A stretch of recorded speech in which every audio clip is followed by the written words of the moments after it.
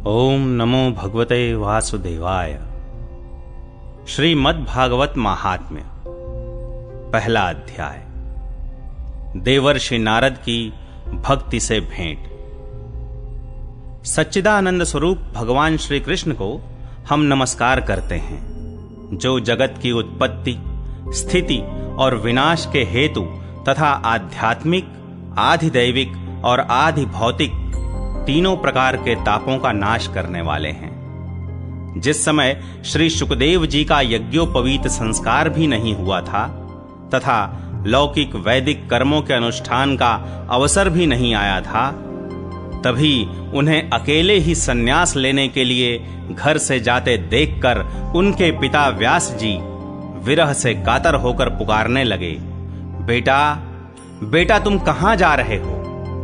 उस समय वृक्षों ने तन्मय होने के कारण श्री शुकदेव जी की ओर से उत्तर दिया था, ऐसे सर्वभूत हृदय स्वरूप श्री शुकदेव मुनि को मैं नमस्कार करता हूं। एक बार भगवत कथामृत का रसास्वादन करने में कुशल मुनिवर शौनक जी ने नैमिषारण्य क्षेत्र में विराजमान महामति सूत जी को नमस्कार करके उनसे पूछा। शौनक जी बोले, सूत जी, आपका ज्ञान अज्ञानांधकार को नष्ट करने के लिए करोड़ों सूर्यों के समान है। आप हमारे कानों के लिए रसायन, अमृत स्वरूप सार गर्भित कथा कहिए। भक्ति, ज्ञान और वैराग्य से प्राप्त होने वाले महान विवेक की वृद्धि किस प्रकार होती है तथा वैष्णव लोग किस तरह इस माया मोह से अपना पीछा छुड़ाते हैं। इस घोर कलिकाल में जीव प्रायः आसुरी स्वभाव के हो गए हैं। विविध क्लेशों से आक्रांत इन जीवों को शुद्ध दैवी शक्ति संपन्न बनाने का सर्वश्रेष्ठ उपाय क्या है? सूत जी, आप हमें कोई ऐसा शाश्वत साधन बताइए जो सबसे अधिक कल्याणकारी तथा पवित्र करने वालों में भी पवित्र हो तथा जो भगवान श्री कृष्ण की प्राप्ति करा दे। चिंतामणि केवल लौकिक सुख दे सकती है और कल्प वृक्ष अधिक से अधिक स्वर्गीय संपत्ति दे सकता है, परंतु गुरुदेव प्रसन्न होकर भगवान का योगी दुर्लभ नित्य वैकुंठ धाम दे देते हैं। सूत जी ने कहा, शौनक जी, तुम्हारे हृदय में भगवान का प्रेम है, इसलिए मैं विचार कर तुम्हें संपूर्ण सिद्धांतों का निष्कर्ष सुनाता हूं, जो जन्म मृत्यु के भय का नाश कर देता है, जो भक्ति के प्रवाह को बढ़ाता है और भगवान श्री कृष्ण की प्रसन्नता का प्रधान कारण है। मैं तुम्हें वह साधन बतलाता हूं, उसे सावधान होकर सुनो। श्री शुकदेव जी ने कलयुग में जीवों के काल रूपी सर्प के मुख का ग्रास होने के त्रास का आत्यंतिक नाश करने के लिए श्रीमद्भागवत शास्त्र का प्रवचन किया है। मन की शुद्धि के लिए इससे बढ़कर कोई साधन नहीं है। जब मनुष्य के जन्म जन्मांतर का पुण्य उदय होता है, तभी उसे इस भागवत शास्त्र की प्राप्ति होती है। जब शुकदेव जी राजा परीक्षित को यह कथा सुनाने के लिए सभा में विराजमान हुए, तब देवता लोग उनके पास अमृत का कलश लेकर आए।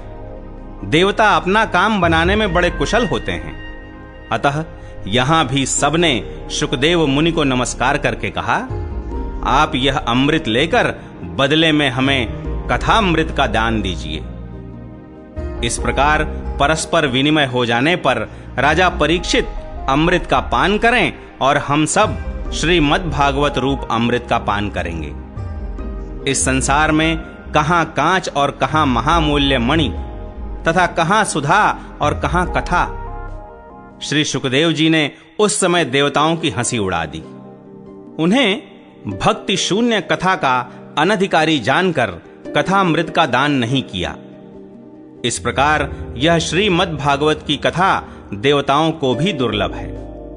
पूर्व काल में श्रीमद्भागवत के श्रवण से ही राजा परीक्षित की मुक्ति देखकर ब्रह्मा जी को भी बड़ा आश्चर्य हुआ था। उन्होंने सत्यलोक में तराजू बांधकर सब साधनों को तौला। अन्य सभी साधन तौल में हल्के पड़ गए। अपने महत्व के कारण भागवत ही सबसे भारी रहा।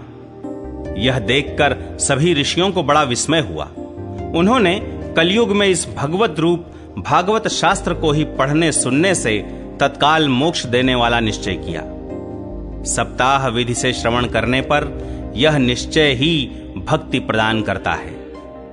पूर्व काल में इसे दया परायण सनकादि ने देवर्षि नारद को सुनाया था।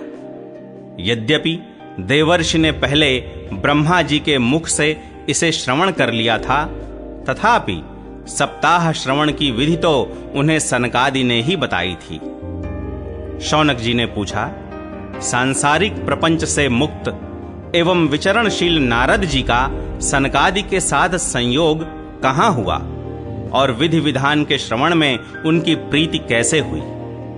सूत जी ने कहा, अब मैं तुम्हें वह भक्ति पूर्ण कथानक सुनाता हूं जो श्री सुखदेव जी ने मुझे अपना अनन्य शिष्य जानकर एकांत में सुनाया था। एक दिन विशालापुरी में वे चारों निर्मल ऋषि सत्संग के लिए आए। वहां उन्होंने नारद जी को देखा। सनकादि ने पूछा, ब्रह्मन, आपका मुख उदास क्यों हो रहा है? आप चिंतातुर कैसे हैं? इतनी जल्दी जल्दी आप कहां जा रहे हैं और आपका आगमन कहां से हो रहा है? इस समय तो आप उस पुरुष के समान व्याकुल जान पड़ते हैं जिसका सारा धन लुट गया हो। आप जैसे आसक्ति रहित पुरुषों के लिए यह उचित नहीं है। इसका कारण बताइए। नारद जी ने कहा, मैं सर्वोत्तम लोक समझकर पृथ्वी में आया था। यहां पुष्कर, प्रयाग, काशी, गोदावरी, हरिद्वार, कुरुक्षेत्र, श्रीरंग और सेतुबंध आदि कई तीर्थों में मैं इधर उधर विचरता रहा, किंतु मुझे कहीं भी मन को संतोष देने वाली शांति नहीं मिली। इस समय अधर्म के सहायक कलयुग ने सारी पृथ्वी को पीड़ित कर रखा है। अब यहां सत्य, तप, शौच, दया, दान आदि कुछ भी नहीं है। बेचारे जीव केवल अपना पेट पालने में लगे हुए हैं। वे असत्यभाषी, आलसी, मंदबुद्धि, भाग्यहीन, उपद्रवग्रस्त हो गए हैं। जो साधु संत कहे जाते हैं वे पूरे पाखंडी हो गए हैं। देखने में तो वे विरक्त हैं, किंतु स्त्री धन आदि सभी का परिग्रह करते हैं। घरों में स्त्रियों का राज्य है। साले सलाहकार बने हुए हैं। लोभ से लोग कन्या विक्रय करते हैं और स्त्री पुरुषों में कलह मचा रहता है। महात्माओं के आश्रम, तीर्थ और नदियों पर यवनों का अधिकार हो गया है। उन दुष्टों ने बहुत से देवालय भी नष्ट कर दिए हैं। इस समय यहां न कोई योगी है, न सिद्ध है, न ज्ञानी है और न सत्कर्म करने वाला ही है। सारे साधन इस समय कलिरूप दावानल से जलकर भस्म हो गए हैं। इस कलयुग में सभी देशवासी बाजारों में अन्न बेचने लगे हैं। ब्राह्मण लोग पैसा लेकर वेद पढ़ाते हैं और स्त्रियां वेश्यावृत्ति से निर्वाह करने लगी हैं। इस तरह कलयुग के दोष देखता और पृथ्वी पर विचरता हुआ मैं यमुना जी के तट पर पहुंचा, जहां भगवान श्री कृष्ण की अनेकों लीलाएं हो चुकी हैं। मुनिवरों, सुनिए, वहां मैंने एक बड़ा आश्चर्य देखा। वहां एक युवती स्त्री खिन्न मन से बैठी थी। उसके पास दो वृद्ध पुरुष अचेत अवस्था में पड़े जोर जोर से सांस ले रहे थे। वह तरुणी उनकी सेवा करती हुई कभी उन्हें चेत कराने का प्रयत्न करती और कभी उनके आगे रोने लगती थी। वह अपने शरीर के रक्षक परमात्मा को दसों दिशाओं में देख रही थी। उसके चारों ओर सैकड़ों स्त्रियां उसे पंखा झल रही थीं और बार बार समझाती जाती थीं। दूर से यह सब चरित्र देखकर मैं कुतूहलवश उसके पास चला गया। मुझे देखकर वह युवती खड़ी हो गई और बड़ी व्याकुल होकर कहने लगी। युवती ने कहा, अजी महात्मा जी, क्षण भर ठहर जाइए और मेरी चिंता को भी नष्ट कर दीजिए। आपका दर्शन तो संसार के सभी पापों को सर्वथा नष्ट कर देने वाला है। आपके वचनों से मेरे दुख की भी बहुत कुछ शांति हो जाएगी। मनुष्य का जब बड़ा भाग्य होता है तभी आपके दर्शन हुआ करते हैं। नारद जी कहते हैं, तब मैंने उस स्त्री से पूछा, देवी तुम कौन हो? ये दोनों पुरुष तुम्हारे क्या होते हैं? और तुम्हारे पास ये कमल नयनी देवियां कौन हैं? तुम हमें विस्तार से अपने दुख का कारण बताओ। युवती ने कहा, मेरा नाम भक्ति है। ये ज्ञान और वैराग्य नामक मेरे पुत्र हैं। समय के फेर से ही ये ऐसे जर्जर हो गए हैं। ये देवियां गंगा जी आदि नदियां हैं। ये सब मेरी सेवा करने के लिए ही आई हैं। इस प्रकार साक्षात देवियों के द्वारा सेवित होने पर भी मुझे सुख शांति नहीं है। तपोधन, अब ध्यान देकर मेरा वृत्तांत सुनिए। मेरी कथा वैसे तो प्रसिद्ध है, फिर भी उसे सुनकर आप मुझे शांति प्रदान करें। मैं द्रविड़ देश में उत्पन्न हुई, कर्नाटक में बढ़ी, कहीं कहीं महाराष्ट्र में सम्मानित हुई, किंतु गुजरात में मुझको बुढ़ापे ने आ घेरा। वहां घोर कलयुग के प्रभाव से पाखंडियों ने मुझे अंग भंग कर दिया। चिरकाल तक यह अवस्था रहने के कारण मैं अपने पुत्रों के साथ दुर्बल और निस्तेज हो गई। अब जब से मैं वृंदावन आई, तब से पुनः परम सुंदरी स्वरूपवती नवयुवती हो गई हूं। किंतु सामने पड़े हुए ये दोनों मेरे पुत्र थके मांदे दुखी हो रहे हैं। अब मैं यह स्थान छोड़कर अन्यत्र जाना चाहती हूं। ये दोनों बूढ़े हो गए हैं, इसी दुख से मैं दुखी हूं। मैं तरुणी क्यों और ये दोनों मेरे पुत्र बूढ़े क्यों? हम तीनों साथ साथ रहने वाले हैं, फिर यह विपरीतता क्यों? होना तो यह चाहिए कि माता बूढ़ी हो और पुत्र तरुण। इसी से मैं आश्चर्यचकित चित्त से अपनी इस अवस्था पर शोक करती रहती हूं। आप परम बुद्धिमान एवं योग निधि हैं। इसका क्या कारण हो सकता है, बताइए। नारद जी ने कहा, साध्वी, मैं अपने हृदय में ज्ञान दृष्टि से तुम्हारे संपूर्ण दुख का कारण देखता हूं। तुम्हें विषाद नहीं करना चाहिए। श्री हरि तुम्हारा कल्याण करेंगे। सूत जी कहते हैं, मुनिवर नारद जी ने एक क्षण में ही उसका कारण जानकर कहा। नारद जी ने कहा, देवी सावधान होकर सुनो, यह दारुण कलयुग है। इसी से इस समय सदाचार, योग मार्ग और तप आदि सभी लुप्त हो गए हैं। लोग शठता और दुष्कर्म में लगकर अघासुर बन रहे हैं। संसार में जहां देखो वहीं सत्पुरुष दुख से म्लान हैं और दुष्ट सुखी हो रहे हैं। इस समय जिस बुद्धिमान पुरुष का धैर्य बना रहे, वही बड़ा ज्ञानी या पंडित है। पृथ्वी क्रमशः प्रतिवर्ष शेष जी के लिए भार रूप होती जा रही है। अब यह छूने योग्य तो क्या, देखने योग्य भी नहीं रह गई है और न इसमें कहीं मंगल ही दिखाई देता है। अब किसी को पुत्रों के साथ तुम्हारा दर्शन भी नहीं होता। विषयानुराग के कारण अंधे बने हुए जीवों से उपेक्षित होकर तुम जर्जर हो रही थी। वृंदावन के संयोग से तुम फिर नवीन तरुणी हो गई हो। अतः यह वृंदावन धाम धन्य है, जहां भक्ति सर्वत्र नृत्य कर रही है। परंतु तुम्हारे इन दोनों पुत्रों का यहां कोई ग्राहक नहीं है, इसलिए इनका बुढ़ापा नहीं छूट रहा है।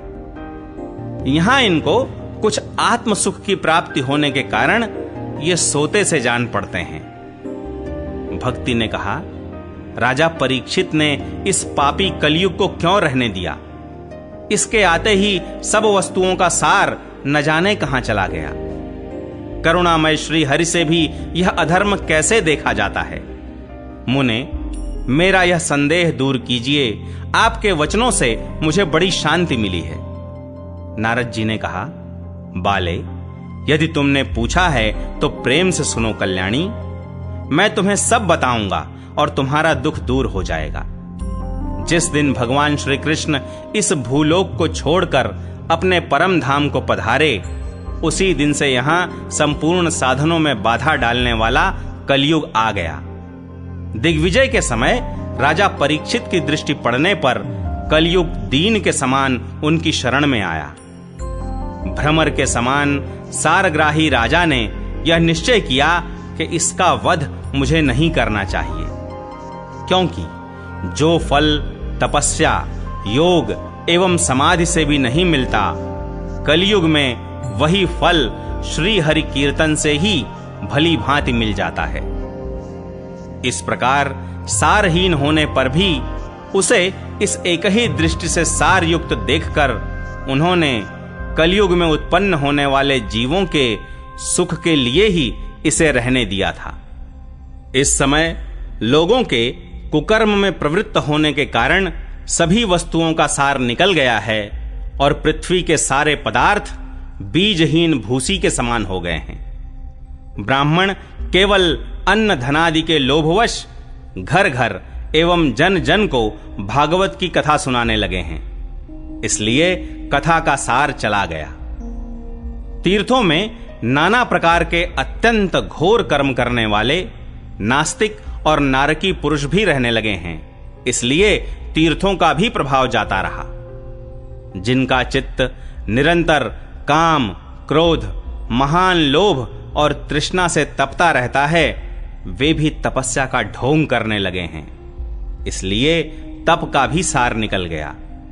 मन पर काबू न होने के कारण तथा लोभ, दंभ और पाखंड का आश्रय लेने के कारण एवं शास्त्र का अभ्यास न करने से ध्यान योग का फल मिट गया। पंडितों की यह दशा है कि वे अपनी स्त्रियों के साथ भैंसों की तरह रमण करते हैं। उनमें संतान पैदा करने की ही कुशलता पाई जाती है, मुक्ति साधन में वे सर्वथा अकुशल हैं। संप्रदायानुसार प्राप्त हुई वैष्णवता भी कहीं देखने में नहीं आती।